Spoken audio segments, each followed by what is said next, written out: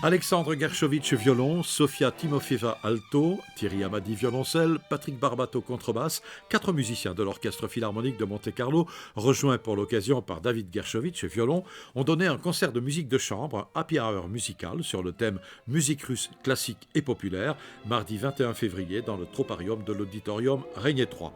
Au programme de ce concert, donné devant un très nombreux public, des chansons, des œuvres contemporaines populaires russes et, pour la partie classique, le quatuor numéro 2 en fa majeur de Tchaïkovski, une œuvre que le compositeur considérait comme l'une de ses meilleures créations.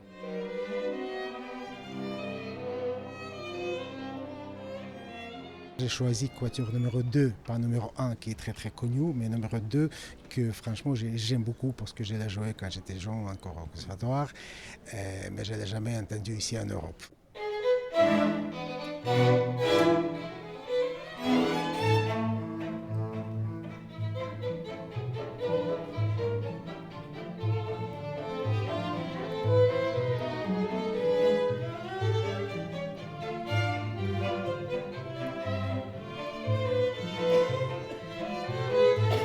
Mon idée, c'était de montrer la musique russe ici, bien sûr, parce que normalement, en Europe, à peu près partout, sauf la Russie, quand on commence à parler musique russe, on dit tout de suite Tchaïkovski, Rimsky-Korsakov, Borodine, etc.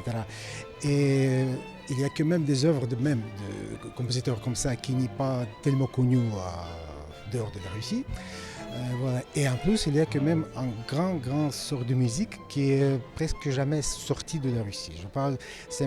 On peut dire que c'est la musique populaire, mais il faut dire que cette musique populaire, elle est rentrée dans les scènes de grandes salles déjà.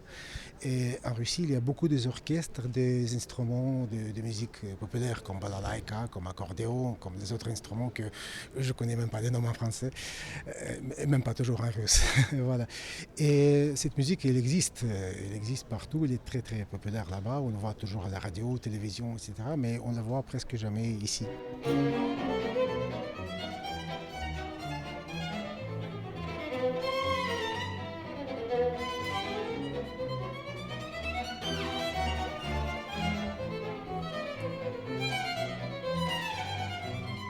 Il y a aussi des chansons, des danses, des mélodies, disons, qui ont toujours resté vraiment dans le peuple, dans les petits villages qu'on chante pour les fêtes, qu'on chante pour les autres événements dans la vie. Et donc il y a des thèmes qui sont très jolis, parce que en fait c'est pas secret que tous les compositeurs russes ils ont toujours pris des thèmes dans le peuple, parce que c'est une grande tradition de chanter toujours en Russie.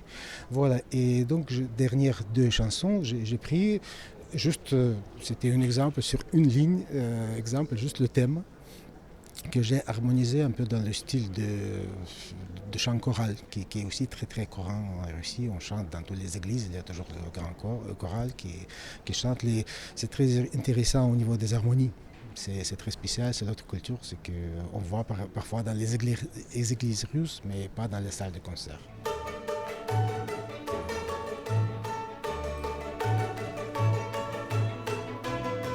Cerise sur le gâteau, en fin de concert, le violoniste Alexandre Gershovitch, qui a signé les arrangements des œuvres populaires du programme, a troqué son violon pour une balalaïka pour le plus grand plaisir des mélomanes présents, parmi lesquels le directeur artistique et musical de l'Orchestre Philharmonique de Monte-Carlo, Kazuki Yamada, qui n'a pas manqué de féliciter chaleureusement ses musiciens.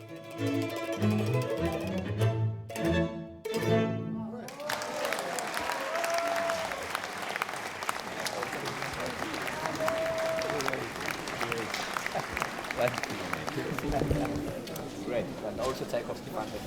Thank you. Yes, this is great. Yes. So next year, concerto for